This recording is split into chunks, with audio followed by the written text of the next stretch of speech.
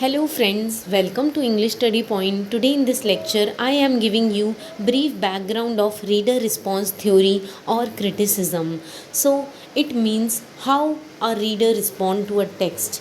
कि reader response theory का मतलब होता है कि रीडर जो है जब वो टेक्स्ट को पढ़ता है तो उसका क्या रिस्पॉन्स रहता है उस टेक्स्ट के पढ़ने के बाद. That is called as reader response theory.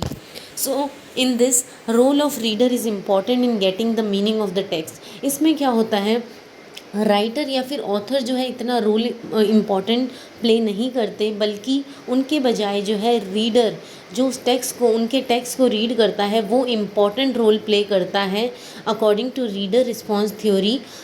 Text का मीनिंग को डराइव करने के लिए, यानी टेक्स्ट से जो है मीनिंग या फिर इंटरप्रिटेशंस जो है डराइव करने के लिए जो है रीडर इम्पॉर्टेंट रोल प्ले करता है. It is the way of approaching the literature and focus on the role of reader. So ये रीडर रिस्पॉन्स थ्योरी क्या है? ये एक अप्रोच है लिटरेचर की जिसमें क्या होता है, रीडर पे ज़्यादा फोकस किया जाता है टेक्स्ट के मीनिंग को मतलब क्रिएट करने के लिए, या फिर in creating meaning and experiencing the literature. और साथ ही साथ मीनिंग को क्रिएट करने के साथ साथ जो है रीडर इससे जो है लिटरेचर से जो है एक्सपीरियंस भी जो है अपना बिल्डअप करता है. सो author creates the text but reader experience the text. कि इसके अकॉर्डिंग क्या होता है, रीडर रिस्पॉन्स थ्योरी के अंदर ऑथर जो है टेक्स्ट को जो है क्रिएट करता है, बट रीडर जो है वो जो है टेक्स्ट पर जो है टेक्स्ट को रीड करने के साथ साथ जो है अपना एक्सपीरियंस बिल्डअप करता रहता है. एंड फिर क्या होता है, एक्सपीरियंस के साथ साथ जो है वो अपने मतलब मीनिंग डराइव करता है, अपने इंटरप्रिटेशंस के थ्रू जो है मीनिंग को डराइव करता है, यानी क्रिएट करता है खुद ही. So author creates the text but reader experiences the text and who creates meaning through interpreting the text. Reader क्या करता है, मीनिंग को जो है क्रिएट करता है by interpreting the text. Then reader is the producer rather than the consumer of the meaning. इसमें क्या होता है, रीडर जो है अपने आप मीनिंग को प्रोड्यूस करता है, तो उसे बोला गया है रीडर जो है प्रोड्यूसर होता है मीनिंग का, रैदर देन कंज्यूमर. कंज्यूमर मतलब कंज्यूमर नहीं होता इस थ्योरी में. रीडर जो है कंज्यूमर नहीं होता. कंज्यूमर इसलिए नहीं होता क्योंकि वो रीडर जो है वो उस वे से नहीं सोचता जिस तरह से जो है राइटर जो है उसे सोचने के लिए मजबूर करता है. रीडर के पास जो है रीडर रिस्पॉन्स थ्योरी में जो है फ्रीडम होती है, अपने वे से जो है वो इंटरप्रेट करता है टेक्स्ट को, उसको फ्रीडम होती है. So, reader is the producer rather than the consumer of the meaning, as because he produces meaning from the text. क्योंकि रीडर जो है इससे मीनिंग्स को प्रोड्यूस करता है, फाइंड आउट करता है, निकालता है when he reads, जब वो रीड करता है, and gives interpretation on the basis of his understanding. और रीड करने के बाद क्या होता है, अपने इंटरप्रिटेशंस देता है कि उसे क्या समझ आया. So then there is prime focus on reader response theory में क्या होता है, जो प्राइम फोकस होता है वो रीडर पर होता है and the process of reading. और साथ ही साथ रीडर क्या रीड कर रहा है उस पर भी फोकस किया जाता है कि रीडर जो है क्या रीड कर रहा है और कैसे रीड कर रहा है और कैसे वो मीनिंग उससे जो है फाइंड आउट कर रहा है. That is called as reader response theory.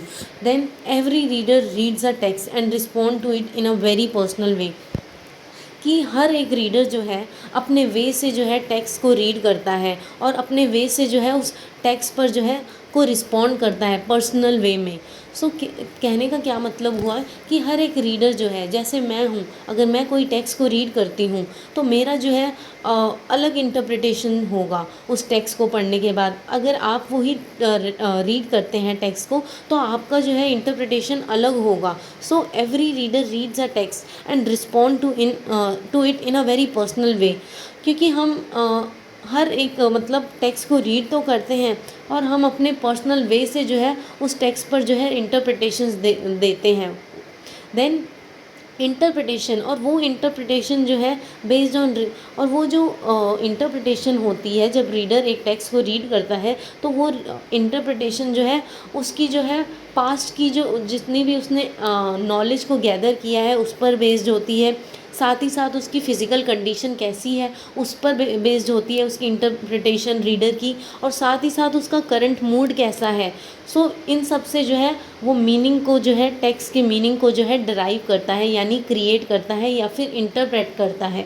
Then it is not the text which is meaningful, कि वो बता रीडर रिस्पॉन्स की क्रिटिक्स बताते हैं कि टेक्स्ट कभी भी मीनिंगफुल नहीं होता, उसे मीनिंगफुल बनाया जाता है रीडर के through. It is the reader who creates meaning, कि रीडर जो है मीनिंग को निकाल के जो है टेक्स्ट को मीनिंगफुल बनाता है, and he is rejecting the idea. और उस टाइम जब रीडर जो है रीडर रिस्पॉन्स थ्योरी के अकॉर्डिंग रीड करता है तो वो मतलब इस आइडिया को रिजेक्ट करता है कि कभी भी जो है कोई फिक्स मीनिंग नहीं होता लिटरेरी वर्क के अंदर, and he is rejecting the idea that there is a single fix meaning, कि वो इस आइडिया को रिजेक्ट करता है कि कभी भी कोई फिक्स मीनिंग एग्जिस्ट ही नहीं करता which is inherent in the literary work.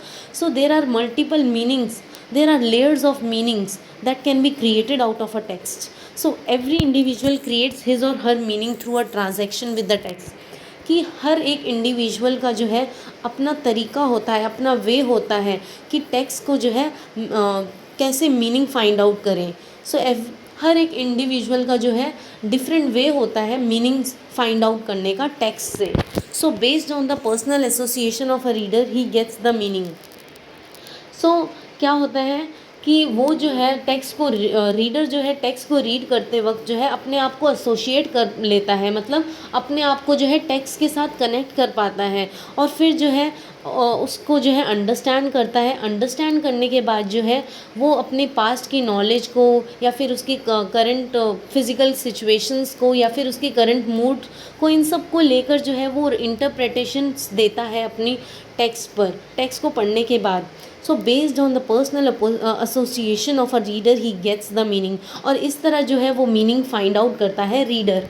Finding out meaning is influenced by reader, और मैंने आपको बताया कि मीनिंग जो है कैसे, मतलब मीनिंग जो है रीडर जो है कैसे फाइंड आउट करता है, वो अपने इमोशंस को या फिर मतलब अपने इमोशंस के थ्रू या फिर अपने लाइफ एक्सपीरियंस, और या फिर जो उसने नॉलेज गैदर की है मतलब पास्ट ईयर्स में, सब्जेक्टिव इंटरप्रिटेशंस, इन सभी को, और या फिर उसकी पर्सनल लाइफ कैसी चल रही है, मूड उसका करंट मूड कैसा है, इन सभी पर जो है रीडर की जो है इंटरप्रिटेशंस बेस्ड होती है एक टेक्स्ट को रीड करने के बाद according to reader response theories critics. Then for example, जैसे मैं एग्जांपल देती हूँ, एक ये ग्रेट गैट्सबाई जो एफ स्कॉट फिट्जरल्ड ने लिखी थी, इसका मीनिंग जो है स्टैटिक नहीं है, तो इसका मीनिंग जो है कोई फिक्स नहीं है। तो इसमें जब भी रीडर जो है मतलब अलग अलग रीडर्स जो है रीड करते हैं, तो वो ये मतलब हर किसी की जो है मतलब हर किसी की मतलब हर दो इंसानों की जो है डिफरेंट इंटरप्रिटेशंस होगी, हर किसी की अलग अलग इंटरप्रिटेशंस होगी। The meaning of this novel change along with the perception of the readers, कि मतलब इस नॉवल का जो है मीनिंग चेंज हो जाता है जैसे जैसे रीडर्स जो है अपने परसेप्शन के साथ इसे रीड करते हैं। So interpretation of novel gets change according to perception. So इसमें रीडर रिस्पॉन्स थ्योरी के क्रिटिक्स बताते हैं कि इंटरप्रिटेशन, जब भी एक रीडर जो है अपनी इंटरप्रिटेशंस देता है नॉवल पर, तो वो जो है हर किसी से जो है अलग होंगे, वो बेस्ड होंगे उसके परसेप्शन के, वो कैसे मतलब उसने अंडरस्टैंड किया, साथ ही साथ उसकी पास्ट की एक्यूमुलेटेड नॉलेज पे, यानी जो पास्ट में उसने नॉलेज गैदर की है उस पर, और साथ ही साथ उसकी लाइफ एक्सपीरियंस पर, और साथ ही साथ उसके करंट मूड पे। सो इसी के साथ जो है ये लेक्चर एंड होता है। And thanks for listening friends. If you like this lecture, please like, share and subscribe to this channel, and also comment about how I taught you. Thank you.